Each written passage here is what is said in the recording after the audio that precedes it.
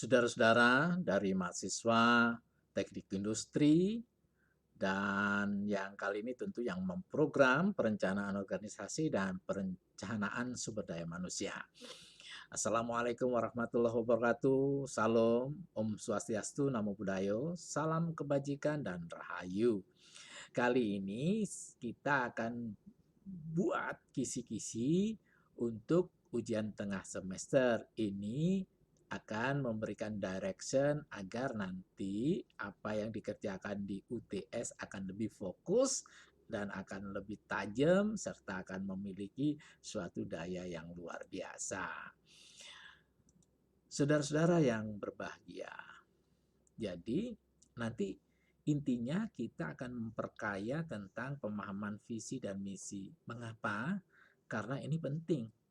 Apalagi harapan saya, saudara kelak adalah sebagai perancang di sebuah industri untuk bisa mencapai tujuan, untuk bisa mencapai sebuah kesuksesan dengan cepat dan mencapai tingkat efektivitas dan efisiensi yang sangat tinggi.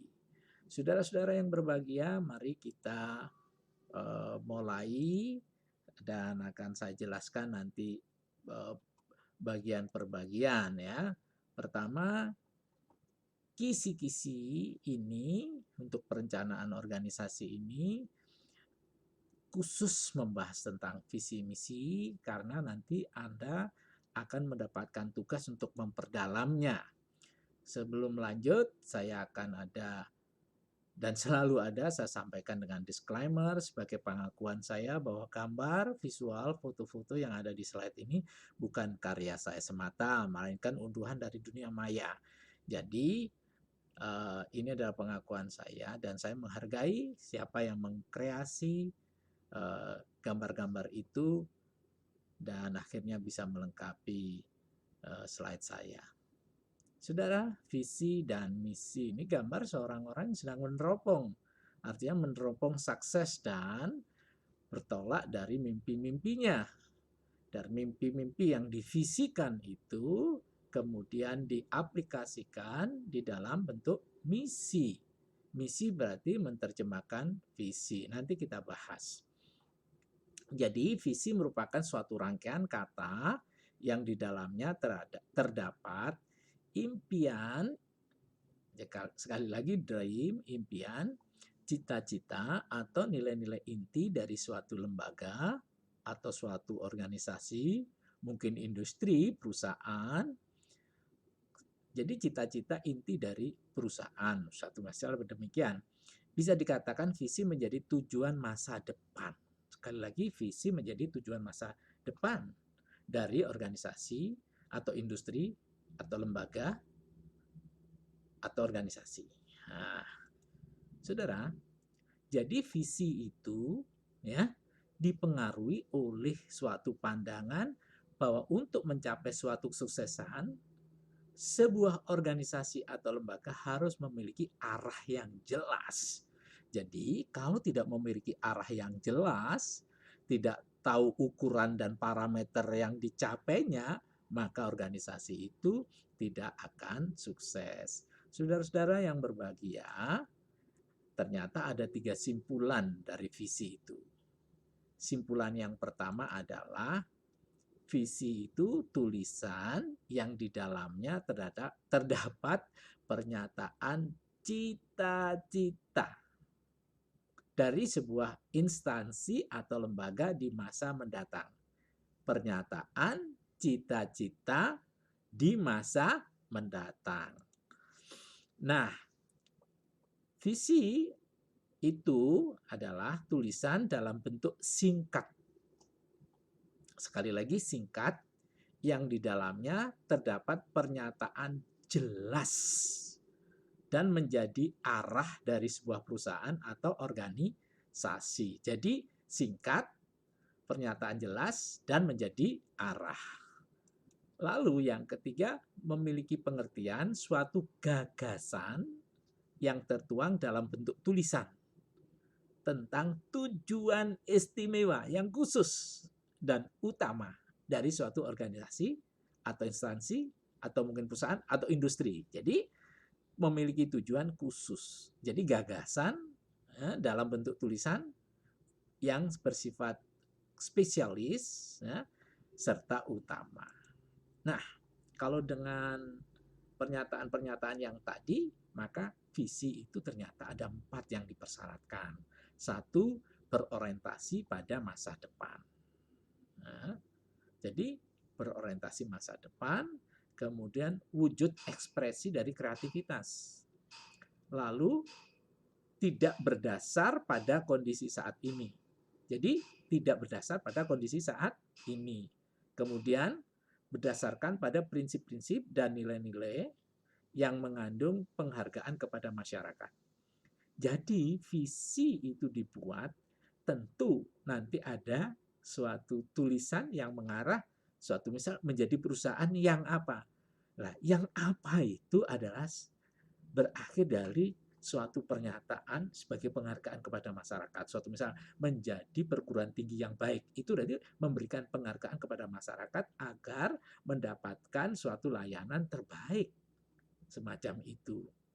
Ini sering dilupakan. Jadi membuat suatu visi kemudian nggak ada itunya, gitu ya. Nggak ada prinsip dan nilai yang mengandung penghargaan pada masyarakat.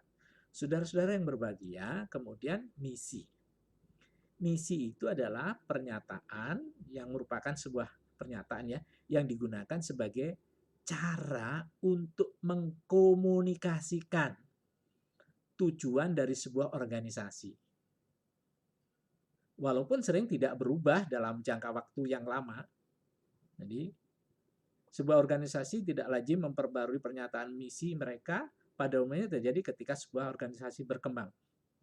Artinya kalau organisasi itu sedang growth, tentunya ya kita laksanakan untuk mencapai misinya tadi. Nah, jadi tidak pada saat growth dirubah lagi, akhirnya bisa retreat atau mundur lagi. Jadi misi yang kita buat itu adalah untuk mengkomunikasikan ya, dari tujuan organisasi yang sudah diimpikan dalam visi tadi. Saudara-saudara yang berbahagia, misi itu adalah suatu pernyataan tentang apa yang harus dikerjakan dalam usaha mewujudkan suatu misi. Misi yang mana? Misi yang telah dibuat tadi. Misi itu ibarat langkah-langkah kecil yang dibagi untuk mempermudah serta bentuk usaha nyata dalam memberikan arah sekaligus batasan-batasan proses capaian tujuan. Jadi misi itu langkah-langkah kecil kemudian dipotong-potong-potong untuk usaha nyata memberikan arah dengan batasan proses pencapaian sehingga akan lebih operasional. Begitu saudara-saudara. Kemudian makna kata misi lebih fokus ke bagaimana langkah demi mencapai visi yang sudah ditentukan. Begitu, jadi harus ada nilai keterpercayaannya. Jadi, apakah itu bisa nanti diterapkan? Lah, misi itu yang menjawab, nanti diterapkannya kayak begini ya, langkahnya kayak begini. Jadi, what we believe we can do katanya. Jadi, kita harus punya keyakinan bahwa nanti itu bisa diterapkan. Visi itu diimplementasikan oleh misi. Begitu saudara-saudara sekalian yang berbahagia. Nah, kalau tadi ada 3 simpulan, sekarang juga ada 3 simpulan lagi. Simpulan yang pertama tentang misi adalah suatu penjabaran dari visi. Sekali lagi, misi adalah menjabarkan visi. Ya. Kemudian simpulan yang kedua merupakan suatu langkah ataupun tahapan. Sekali lagi, langkah ataupun tahapan. Yang semuanya harus dilalui oleh lembaga yang bersangkutan untuk mencapai visi yang utama. Jadi ada sekuensial, langkah-langkah yang harus dilakukan. Baik saudara, kemudian merupakan langkah yang perlu diambil untuk merangsang. Jadi ini ada stimulan, merangsang, memotivasi, seakan-akan mendukung bagaimana mencapai tujuan dari visi utama tadi. Dan bentuknya ya tertulis tentunya. Saudara, mari kita teropong visi dari PT KAI. Coba, tahun 2011 dia membuat visi demikian, menjadi penyedia jasa perkeretaapian yang terbaik, yang fokus pada pelayanan pelanggan dan memenuhi harapan stakeholders. Saya tidak akan menyalahkan atau melihat apa yang dibuat PT KAI ini, ya. Padahal di dalam visi harusnya jelas, kan itu tidak berbicara masa kini, tapi cenderung masa depan.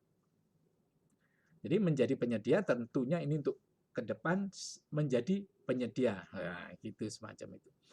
Tetapi ya harus diketahui bahwa apa sih syarat-syarat visi. Nah, ini Anda lihat PT KAI yang 2011 ini Anda lihat dari 4 syarat yang tadi kita sebutkan tentang pembuatan visi.